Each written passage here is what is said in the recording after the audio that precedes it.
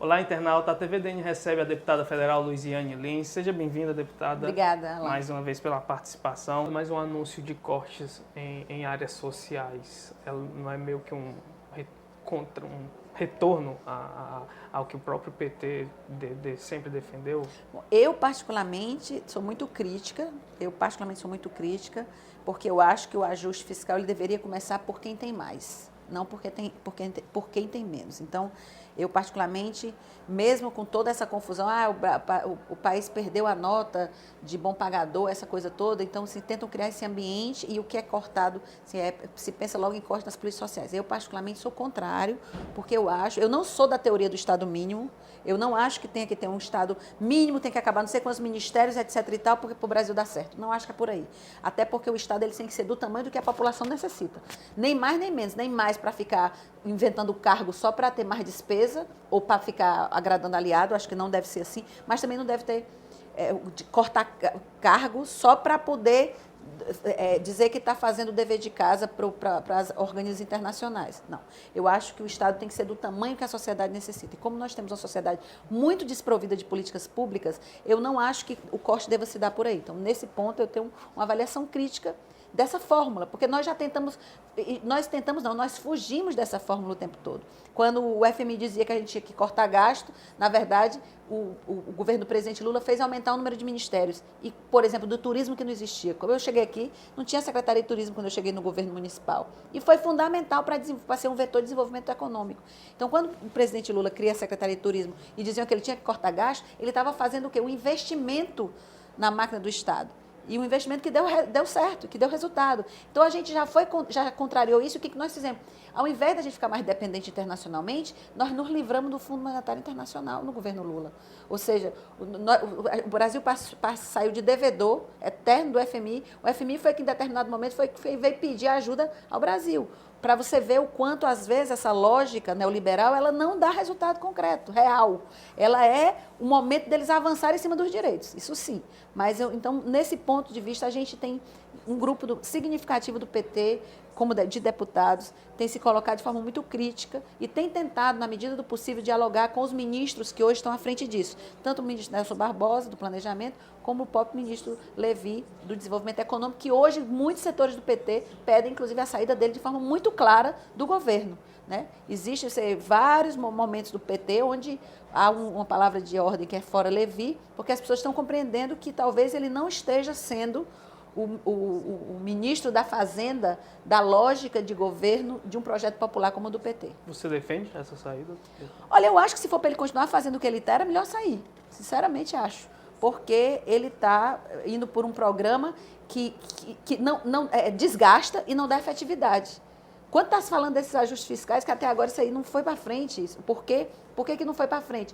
Porque não é o lugar certo para começar os cortes. Não é em cima de direitos conquistados ou de direitos adquiridos, né, como a gente viu aí num primeiro momento, que foi exatamente aquelas medidas provisórias, né, que foram votadas e que até agora não surtiram efeito algum. Portanto, eu acho que essa lógica não é a nossa lógica, está inadequada. Então, eu acho que deveria sair sim e entrar alguém, por exemplo, como o próprio perfil do ministro Mantega, que era uma pessoa que compreendia a lógica do Partido dos Trabalhadores, de compreender a economia, às vezes até indo contra a ordem mundial, porque às vezes você precisa ter ousadia e inovar coisas, mesmo que elas não estejam na ordem do dia, do ponto de vista mundial, porque aí que você encontra a força do país. Porque se a gente continuasse na lógica neoliberal do Fernando Henrique, nós nunca tínhamos avançado do ponto de vista da economia que o governo Lula avançou. Deputada, você já está há um bom tempo no PT, são quantos anos? Filiada, lembra? São 26 anos. São 26 anos. Nesses 26 anos, como é que você avalia as transformações que o PT teve até hoje? Assim, como é que você avalia como o PT está hoje? Olha, é impossível a gente avaliar o PT sem avaliar também tudo o que o partido passou. Porque, assim, o partido, ele foi, por várias vezes, ele teve referencial diferenciado socialmente. O que eu quero dizer? O partido nasce, né? Nasce na década de 80, um partido pequeno, mas que já agregava a força social dos movimentos. Foi o partido inventado. Aí eu briguei aqui com você, vou construir o meu partido. não, esse aqui não me interessa mais, eu briguei com você de novo e vou construir agora é o meu, e assim vai. Não, o PT não foi isso. O PT não foi um grupo de dissidentes que, em determinado momento, discordou e foi... Não, foi um encontro de movimentos sociais organizados, a força do movimento sindical, juntamente com a força das centrais sindicais, com a força das comunidades eclesiais de base, a força dos movimentos comunitários, a força dos movimentos ligados aos setores religiosos, que faziam trabalhos comunitários, que se reúnem e resolvem fundar um partido protagonizado por trabalhadores e pela população pobre desse país. Daí vem a força do PT. Então, isso é o partido que surge e que começa a ser uma escola política para toda uma geração. Eu já sou, digamos assim, a segunda geração do PT. O PT é muito jovem. O PT tem 35 anos de fundação. Então, 35 anos na história dessa cidade, na história desse Brasil, na história desse mundo, é muito pouco. E mesmo assim o partido chega de forma meteórica à presidência da República, por essa força pungente de conseguir dialogar com esses setores populares. Então, o partido... Depois veio o PT, que foi o partido da contestação, essa coisa toda. O PT que, depois de muitos anos, é enxergado pela população como o partido que pode, sim, governar o país e liderar um processo de mudança. E, assim, em 2002, Lula chega à presidência da República, depois de a quarta tentativa de chegar à presidência da República, e o povo insistindo no projeto neoliberal. Insistindo que o Lula não tinha capacidade de governar o Brasil, insistindo que o Lula era como ele não se sentia capaz, então o Lula também não era capaz. Quando chega em 2002, há um processo de reversão disso. Não, eu voto no Lula porque o Lula é igual a mim, o Lula tem capacidade de mudar. Os doutores não tiveram, mas talvez agora essa aposta deu certo. E aí o PT, claro que ele sofre, porque você não é só você o que você quer. Como dizia o Marx, você é você e o fruto da realidade histórica daquele momento que está acontecendo. Então, no momento que o PT vira governo, o que é que você tem? Você tem muita gente vindo para o PT para ser governo. Os governistas de plantão, que a gente nunca tinha experimentado isso, a gente nunca tinha sido governo central. Então, a gente chega, aí você tem um monte de gente que quer entrar no PT de qualquer jeito, porque o PT vira governo, então era muito bom ser do PT naquele momento. Aí depois você tem um segundo, que é o momento de estar no governo e as contradições que isso traz. Que é a contradição da máquina pública, são as contradições dessa história da dita corrupção endêmica, que aí, de uma certa forma, você está no poder, acaba que o PT acabou fazendo parte de uma engrenagem, não o PT como um todo, mas alguns setores do PT, parte de uma engrenagem que estava posta e que envolve todos os partidos políticos e várias outras organizações. E as pessoas tratavam isso com muita normalidade. Então, assim, aí vem esse PT desse momento, onde a sociedade, ela esperava do PT, cobrava muito mais do que qualquer outro partido. Daí a gente não podia ter, errado em alguns pontos chaves que para nós foi muito ruim. Mas o que é o PT agora? O PT é um partido que transformou o país, 8 anos do presidente Lula, 12 anos do presidente Dilma, né? Agora nós estamos passando por esse momento mais difícil desse processo todo, desses 12 anos, mas acho que é um partido que ainda tem muito a colaborar com a sociedade brasileira. E acho que, não tem aquele ditado, né, que não se joga pedra em fruta alguma coisa, né? Laranja madura na beira da estrada, ou tá bichada, ou tem maribondo, ou tá bichada, Zé, ou tem maribondo no pé. Isso aí também é outro ditado. Então, esse tipo de coisa. Se não fosse um partido que ainda tinha perspectiva de 2018, inclusive, voltar com o próprio Lula, certamente ele não estava sendo atacado do jeito que está. É porque, de fato, a classe dominante desse país, ela nunca se conformou dela ter tido um projeto estancado, um projeto que era para uma elite, um grupo muito pequeno de brasileiros, e começar a incluir o Brasil para o estudante pobre ter acesso à universidade, o filho de uma empregada doméstica conseguir ser médico. Então, isso nunca, a classe dominante, ela conseguiu engolir isso aí. E na primeira fragilidade desse projeto em 12 anos, porque se você lembrar, o PT vem sendo atacado desde 2005 na história do Mensalão. Para 2015 são 10 anos. São 10 anos de ataque sem dó nem piedade. E o partido ainda assim, o partido, mesmo sendo atacado, mesmo sendo... Você nota que o partido tem uma vitalidade ainda muito impressionante, quando ele quer se reconstruir. Então, eu acho que nós vamos ter que reconstruir o PT, inclusive em cima dos nossos erros. Mas é uma experiência que jamais pode ser desprezada, porque foi a maior experiência de partido político da América Latina e, quiçá, do mundo. Poucos partidos, inclusive na história da construção dos partidos europeus, teve a construção, a experiência de construção histórica, política, partidária que o nosso partido teve. Você fala em contradições que o PT enfrentou, no sentido de, né, receber lideranças e filiados do ponto de vista com o objetivo principal de chegar ao poder, projeto de governo. Quando você vai fazer essa análise aqui para PT Ceará, PT Fortaleza, você vê o partido sofrer algo parecido nesse... Sem dúvida, eu acho que foi no Brasil inteiro esse processo. Eu acho que talvez agora, Alan, de uma certa forma, esteja se depurando.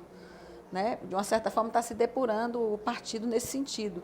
E numa perspectiva de uma reconstrução e de uma refundação que possa ter nos erros e nos acertos a nossa referência. Mas eu acho que isso, de uma certa forma, é muito... Porque, assim, quando o PT surgiu, dizer que era do PT era sinônimo de sofrer perseguição, de ser discriminado, de ser marginalizado. Aí depois, quando o PT era governo, todo mundo queria ser do PT porque o PT era ser governo. E eu acho que agora nós estamos passando por uma fase de depuração, uma situação muito crítica, muito difícil do partido, que está se colocando, né? A gente está vendo que a conjuntura contra o PT, há uma criminalização gigantesca dos petistas e do PT, uma coisa fora do comum, acima da média normal, né?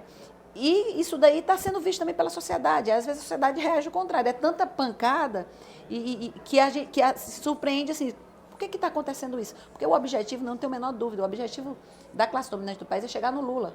É desconstruir a liderança do Lula, que foi o grande responsável pela fundação do PT, né, pela ida do movimento sindical para ser protagonista juntamente com o movimento comunitário, depois foi presidente da República, pela mudança que o partido viveu, pela própria presidente Dilma, pela primeira eleição da presidente Dilma principalmente, e pode voltar em 2018. Então, o foco, eu não tenho a menor dúvida que o foco de tudo isso que está acontecendo é atingir a liderança do presidente Lula e fazer com que ele seja colocado na vala comum, como eles têm tentado colocar a política. Que isso me dói demais. A criminalização da política por si só, como se não houvesse nada diferente, que faz com que a sociedade se refugue e se afaste da política, acha que todo mundo é igual. A juventude, o que mais me dói é ver a juventude se afastar da política. Claro que nós temos muitos exemplos nocivos que, de fato, comprovam o que muita gente fala, mas não é só isso que existe. Existe ainda gente capaz de pensar e de fazer, exercitar a política de forma decente, de forma com o que eu chamo de interesse público. De fato, você fazer para que a sociedade seja melhor. Eu acho que ainda existe isso e a gente precisa dizer isso para a juventude. E o que não é colocar todo mundo na vala comum, porque também a classe dominante ela não tem interesse que tenham lideranças fortes na sociedade. Só quem tem que viver nessa sociedade do capital é o próprio capital. O resto tem que ser passageiro. Todo mundo tem que passar, todo mundo tem que ser mais um. E só quem pode ser a grande referência é o capital, a perspectiva de ganhar dinheiro. Deputado, quando se nota agora um momento de migração de alguns lideranças do próprio PT saindo do partido, um movimento de saída de liderança do partido. A que você acha que se deve isso? Eu acho que várias coisas, né? Eu acho que algumas pessoas declaram decepção com o partido, porque não esperavam que algumas coisas acontecessem dentro do PT, como aconteceu nos outros partidos que vem acontecendo há muito tempo. Acho que outras pessoas por oportunismo, porque acham que como o partido vai ser, não vai ser bem avaliado no processo eleitoral, as pessoas querem ser candidatas, né? Porque o prazo daqui a pouco está aí posto. Essas pessoas vão sair para poder disputar por outros partidos porque não querem ir sob a legenda do PT. Acho que outras pessoas vão sair porque não tem espaço no partido para elas, acham que não tem espaço no partido ou acham que são perseguidas internamente no partido. Então, eu acho que tem vários fatores que estão colocados aí. Porque, na verdade, essa mudança de partido, ela não é uma coisa nova, né?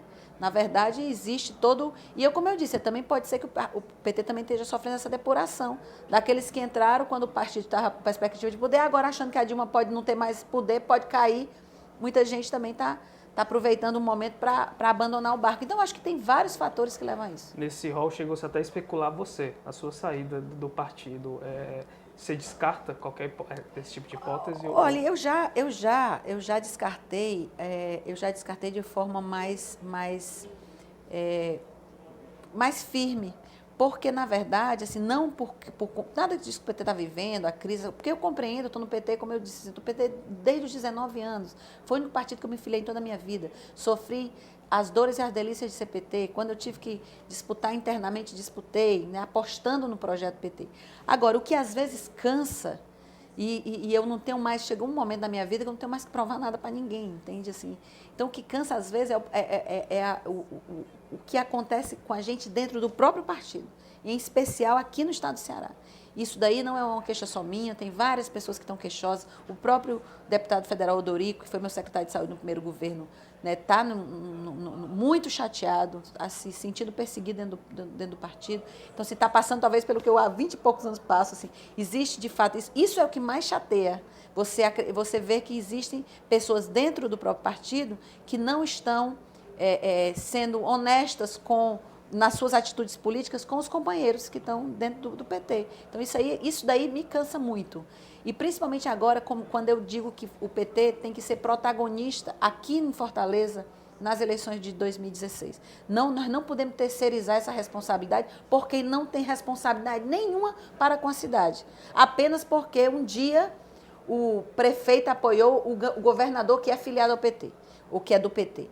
Ou seja, aí acabou, não tem mais, não interessa para a gente mais Fortaleza, o que a população está passando, a incompetência desse governo. Então, eu acho que isso daí me preocupa mais hoje. Então, assim, consequentemente, o que é que eu venho fazendo? Eu tenho procurado, devo ter esse mês ou outro, mais cedo ou mais tarde, eu estou tendo uma audiência com o presidente Lula para conversar com o presidente Lula, assim, porque me chateia muito, por exemplo, ver muitas vezes eu ser agredida, xingada, por exemplo, pela oligarquia dos Gomes, e às vezes não ver um posicionamento do presidente estadual do PT para defender. Aliás, eles atacam a mim, atacam o Dilma, atacam o PT, atacam o próprio presidente Lula, a gente não vê.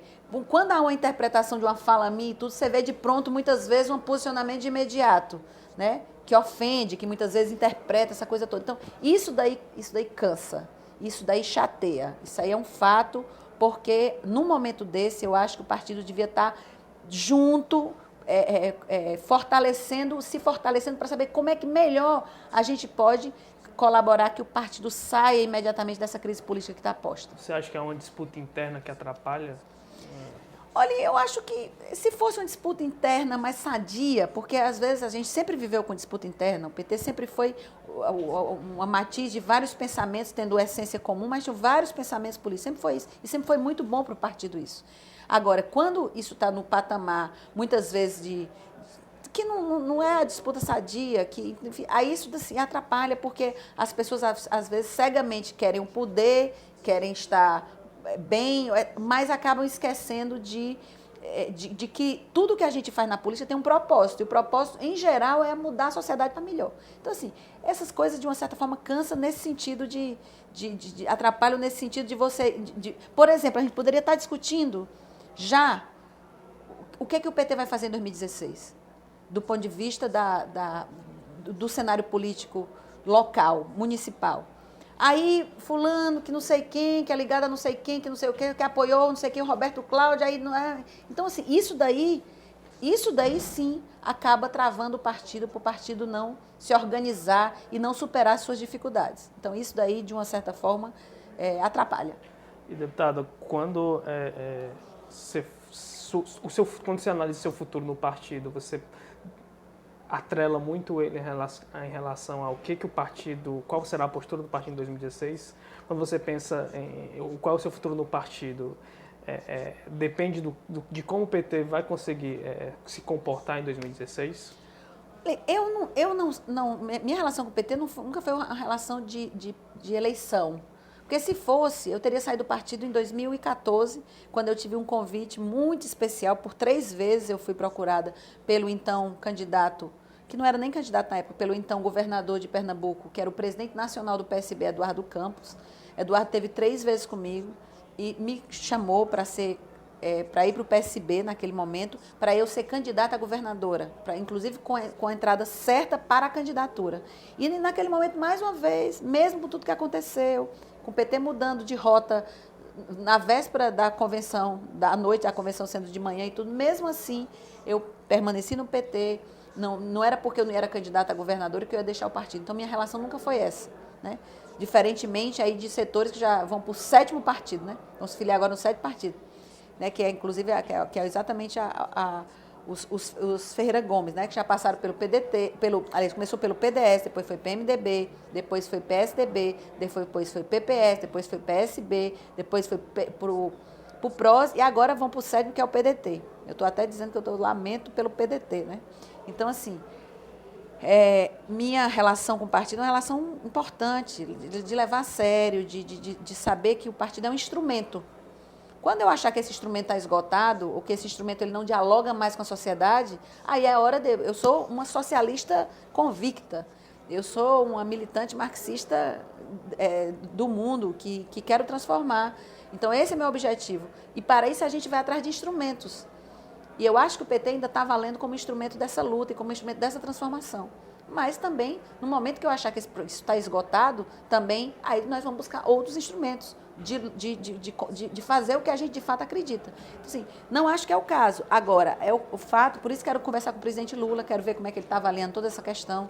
A situação do partido em 2016 não será uma questão fácil, porque o partido, como eu falei, está sendo muito criminalizado, né? A direita está fazendo isso de forma muito orquestrada, então não será uma situação fácil. Então, tudo isso eu acho que é um caldo de... uma situação política, é um caldo de coisas que a ver, né? Ainda tem muita coisa que muita água vai passar debaixo dessa ponte.